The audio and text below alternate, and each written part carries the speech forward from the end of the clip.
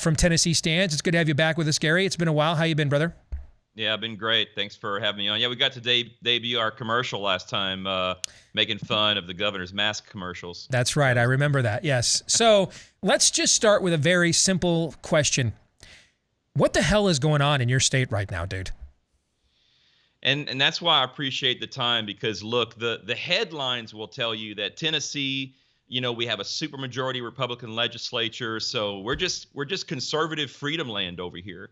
And I would say respectively, we are a conservative state when you look at other states. But the truth is, the things that this GOP leadership continues to put forward in our legislature are very, very leftist leaning policies, and including the folks that are moving here from California, which I really consider freedom refugees. They're looking around saying, "What the hell are y'all doing? This is what was happening in California 15 years ago. You're on your way to become a blue state really quickly." So, what's happening right now, which we alerted you to, is HB 1201, which is a piece of legislation that essentially is going to silence the voices of grassroots conservative organizations across the state. And you've got organizations like Tennessee Stands, the Tennessee Firearms Association, Americans for Prosperity, the Beacon Center. You've got national organizations like the NRA, CPAC, and the Center for Renewing America have all sent letters and sent messaging to the legislature saying, don't pass this bill.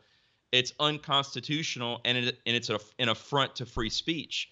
And what they're trying to do is specifically regulate 501c4 organizations like Tennessee Stands, who promote social advocacy work on behalf of issues. And they're saying that within 60 days of any election, if we simply mention the name of a political candidate, we now have to register as a PAC and report expenditures and expose our entire donor list to the state of Tennessee. Why? Transparency. So you guys put out a voter guide, an education effort with no endorsement. This is just, we even interviewed the candidates, and this is where they told us they were, and it's just simple education. We take no position whatsoever. That's all that it is. You now are treated as a political action committee for even doing that. That's correct. 60 days before an election. We now, like when most people are paying attention, basically. When they need to see a voter guide, right? When they need to know how their elected officials voted. So we know this is not about transparency. We affectionately call this the Incumbent Protection Act, or perhaps the Rhino Preservation Act. That's what this is. So this is a state where, by the way, Blaze Media, we just built studios, ancillary studios out there. That's where our colleague Jason Whitlock lives. The Daily Wire just moved its entire corporate headquarters to your neck of the woods. I believe that's where Clay Travis and Outkick, their corporate stuff is located out there as well. Yeah. And so, but he's a Tennessee native, so he's been there for a while. But in the other two cases, I mean, we were companies looking for a place that looked like a place of, that was going to support freedom. And Daily Wire moved from LA to your backyard as just one example. Now you're telling us that the Republican Party leadership in your state is attempting to put levers in place that allows them to crush the grassroots from holding them accountable to any internal standard whatsoever, basically.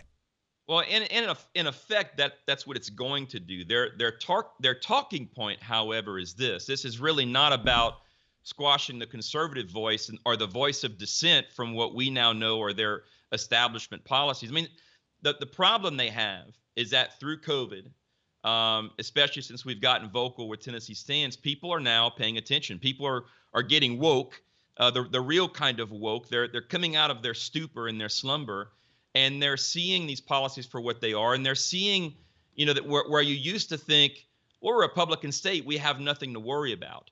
And they're understanding that that's not the case. And so these folks are worried. It's an election year, and they're concerned. And interestingly, I want to make this point. So about a month ago, I announced my candidacy to run for state senate, and I'm running against our Senate Majority Leader, who's currently my state senator here in Williamson County. So interestingly, what has happened is after I made that announcement, this bill came out. The Speaker of the House, Cameron Sexton, went on a radio tour across the state, and personally named me by name, Gary Humble, and compared me to George Soros, and made this accusation. He says, well, how do we know that Gary Humble is not using Tennessee stands to funnel corporate dark money from his 501c4 into his campaign? So what you this mean? bill What is would people really, like him do, essentially? yeah. Okay. All right. Well, and what people with him do, like him do from out of state money, Correct. Yeah. with all of these special interest PACs. We know they do that. So maybe I'm reaching here, and if I am, slap my hand away, okay? But this seems kind of similar to the whole thing about what's going on in that congressional district in your state, okay? In the 5th? Yeah, because what it looks like to me, and again, I got the 10,000-foot view. You're the guy on the ground, so correct me if I'm wrong, okay? What it looks like to me is they had this Trump-anointed carpetbagger woman come in, this Ortega's come in, and they put her on Fox News, like on every show for like 2 weeks trying to raise her name ID, and thought that they would be able to get somebody that would play ball with the system a quick congressional seat. That didn't play, and they recognized that, and she couldn't qualify for the ballot, so they had to kick her off, but they didn't want to set it up that somebody that wouldn't do business with them could take advantage of that open slate. So they kicked Robbie Starbuck off and basically rebooted the process so that they can handpick who goes in there. Am I dead wrong about that? Steve, that's a very contentious topic. My county is in the 5th district.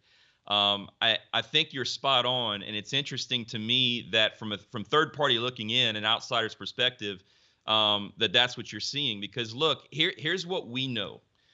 Whether it be the 5th congressional district or you just pick an issue in our state, nothing happens in our Republican legislature that is not first blessed by the governor and then blessed by the lieutenant governor and the speaker of the House. In Tennessee, our lieutenant governor is our speaker of the Senate.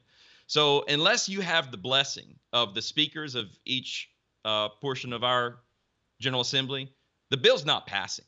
And it really doesn't matter how many people are for it. It really doesn't matter how many conservative organizations speak for or against. If you don't have the blessing of leadership in this state, it just doesn't happen. And I think that's exactly what you're seeing play in. So the two stories tie together, as I suspected, basically. Yeah, absolutely. Yeah. This is how we operate. You had your reasons why you wanted to come on, which is to get this story out, okay? Let me tell you what my reasons for wanting to put you on are, other than the fact that's a really cool set behind you, all right? Because I want our audience to understand why we haven't had Ron DeSantis's in Tennessee, Kansas, Louisiana, Alabama, Arkansas, Oklahoma, Missouri, Wyoming, Idaho, all these red states where, I mean, you're almost ashamed, except in a couple of urban areas, to be described as a Democrat. And then in some of those states that don't have huge urban areas, they don't even know what a Democrat is. And yet, here we have a state that is one of the most contentious swing states in the country. And a guy and a team of people get elected that actually have the will to follow through on things, and they're about to turn that state in less than one term redder than Texas. And ironically, the Republican Party is the biggest beneficiary of this. There's been a 300,000 voter swing from registered Democrats to registered Republicans since Ron DeSantis took over. You would think they would be celebrating this, right? Okay, yep. You'd think other Republican states would be like, wow, this is the path to victory. And yet they're not. And here's a state like yours that was red long before Florida got recognized as a red state about 18 months ago. All right. And this is why and I think our audience, they need to understand, Gary, the infrastructure that's in place in all of these various red states. The spirit of the age didn't just say, hey, we're only going to just sign up Democrats. The spirit of the age ain't dumb. They're not like us. They don't sit around and sweat out election outcomes. They've got people working both sides of the street. And so no matter who wins, it's just a magnitude of who plays ball to what magnitude and to what degree. And that's what you guys are going up against right now. And you're living through it firsthand. And I wanted our audience to hear a first-person testimony of this. Yeah, and I appreciate that. And it's important to make the point, again, in in a supermajority Republican state this year in our legislative session, we could not pass a bill that would actually keep pornography and obscene materials out of our public schools. We couldn't do it, couldn't get it done. We could not pass a bill that would allow employees and consumers to make their own medical decisions to decide if they wanted a vaccine or not. We couldn't get that passed. We couldn't pass a patient's rights bill where people have a right to have visitors, even if they have COVID in the hospital. We couldn't pass a parents' rights bill. We could not pass any election integrity efforts. All of these measures this year in this General Assembly died in committee, never even made it to the floor. So look, we have a huge establishment problem in Tennessee, and I think grassroots conservatives across the country need to wake up and get active. And we've got to take this party back, or we've got to do something, because look, the folks in control, they know what they're doing. And it's like you said, man, I honestly, I don't know what the answer is. I can't understand why the Republican Party at large can't look at Florida and realize the path they're taking, it's the win.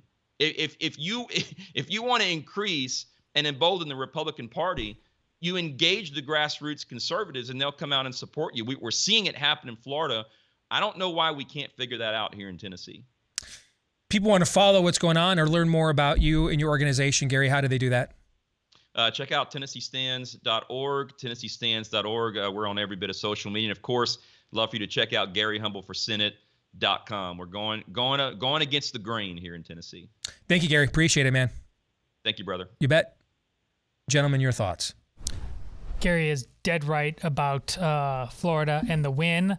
But what's plaguing Tennessee is what plagued Governor Noem up in South Dakota. It's the same thing. It's Chamber of Commerce interests that are in no way tethered to the what has been understood as the foundational moral underpinnings of the Republican Party. Those, we know those are wink and nod for a very, very long time. But now it's not even a wink and a nod. It's just flat out saying, yeah, we don't agree with those things at all. If they are prioritizing, even in states like South Dakota and Tennessee, that we don't pass the things Gary talked about. We are just simply cutthroat ministers of spreadsheets, and that means human beings are nothing more than widgets to these people. And so that's why this is why the point about Texas yesterday, sooner or later, Texas is going to be a toss-up state. I agree. If they keep tenderizing the meat like that, I agree.